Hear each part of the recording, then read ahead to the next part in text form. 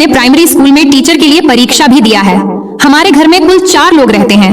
मैं, मेरा भाई और मेरे मम्मी पापा रहते हैं। मेरी उम्र अभी 24 साल है।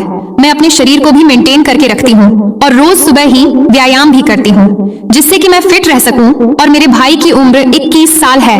हम दोनों एक दोस्त की तरह रहते हैं, जिस वजह से हम दोनों आपस में एक दूसरे की बात भी शेयर करते हैं। एक दिन मैं अपने भाई से कुछ सीक्रेट बातें कर रही थी। मैंने उससे पूछा, राहुल, तुम्हारी कोई गर्लफ्रेंड है कि नहीं? राहुल बोला, नहीं दीदी, अभी तक ऐसी कोई नहीं मिली। अगर आप जैसी मिले तब तो प्रयास करूंगा। इतने में ही वहां पर मम्मी आ गई और राहुल को किसी काम से बाहर लेकर चली गई।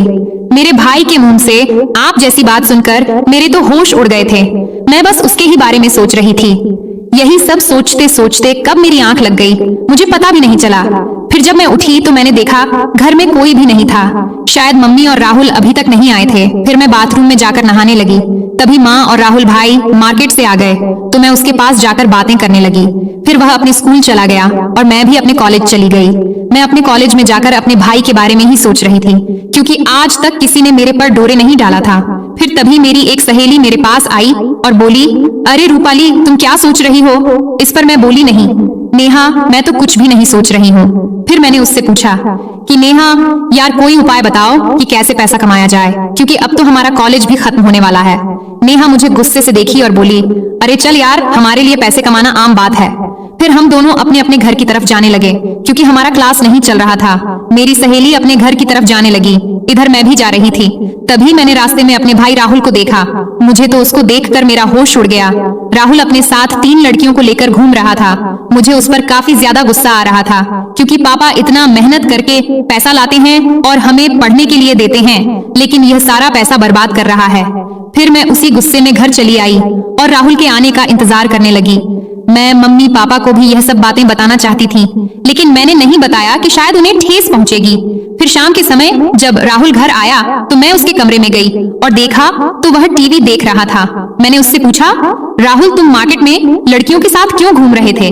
उनके साथ मत रहो, वरना तुम्हें बर्बाद कर कर देंगी। उसने कहा, नहीं दीदी, मैं तो घूमूं। उनके साथ घूमने में काफी मजा आता है और मेरे लिए यही समय है।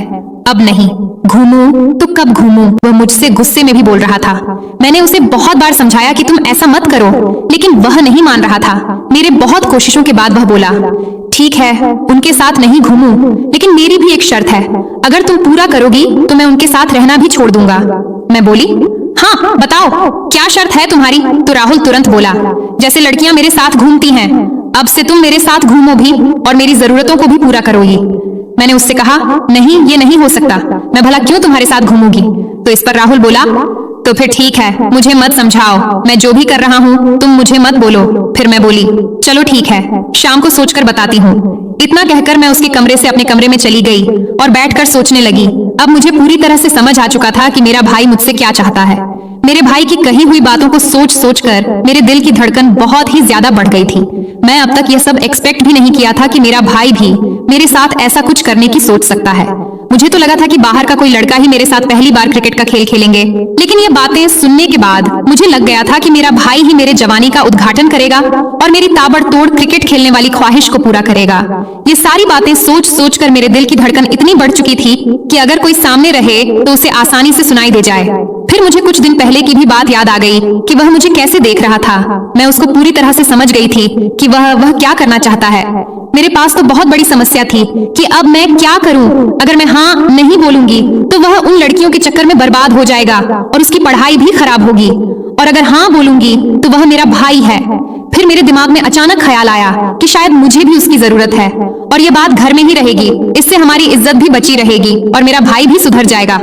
यही सब सोचते सोचते मैं सो गई। फिर जब मैं सुबह उठी तो राहुल के कमरे में चली गई। अब मैं भी उसके लिए बेताब हो रही थी। फिर मैंने उससे कहा, ठीक है राहुल, मुझे तुम्हारी शर्त मंजूर है, लेकिन चलो पहले हम शॉपिंग करेंगे, बाद में तुम्हें जो करना है वह कर लेना। फिर मैंने उससे कहा कि यह बात बाहर किसी को पता नहीं लगना चाहिए और तुम उन लड़कियों के साथ भी आज के बाद मत दिखाई देना। वह बोला, ठीक है, आज के बाद आप जैसा कहोगी मैं वैसा ही करूंगा। लेकिन मैं वर्षों से इस दिन का इंतजार कर रहा था। आज वह दिन आ ही गया। फिर मैं मम्मी के पास चली गई और नाश्ता बनाने लगी। चूंकि आज रविवार था तो हमें कहीं नहीं जाना था। फिर मैं पापा और राहुल नाश्ता करने लगे और उसके बाद मैं और राहुल शॉपिंग करने चले गए। मार्केट जाकर राहुल ने मुझे कपड़ा दिलवा दिया और अपने लिए भी कपड़ा ले लिया साथ। मैंने अपनी मम्मी के लिए भी एक साड़ी खरीद ली। फिर शॉपिंग करके हम एक रेस्टोरेंट में गए और वहां से खाना खाकर घर चले आए। फिर शाम होते ही मेरा भाई राहुल मुझसे कहने लगा, चलो अब अपनी शर्त पूरा करो। तो फिर मैं भी शर्त के मुताबिक अपना काम करने लगी। हम एक कमरे में चले गए। कमरे में बहुत ज्यादा अंधेरा था तो मैं लाइट जलाने को कहा। इस बात पर मेरा भाई भी राजी हो गया। वह मुझसे कहने लगा कि हाँ लाइट जला लो, मुझे आज सब कुछ साफ साफ देखना है। और उसने लाइट जला दी और धीरे धीरे करके क्रिकेट खेलने की तैयारी करने लगा। मेरा दिल बैठा जा रहा था। मेरे दिल की धड़कन समुद्र की लहरों की तरह उठ रही थी। वह साफ साफ किसी भी सामने वालों इंसान को सुनाई दे रही थी। लेकिन मेरा भाई इतना वाइल्ड था कि धीरे धीरे करके मेरे साथ वह सारी चीज करने लगा जो एक पति अपनी पत्नी के साथ करता है। राहुल को मैं नहीं, बस उसकी ख्वाहिश से ही दिख रही थी। वह किसी भी हालत में अपनी ख्वाहिशों को पूरा करना चाहता था, जो कि उसने किया। और वह बहुत देर तक मेरे साथ क्रिकेट का मस्त वाला खेल खेलता रहा।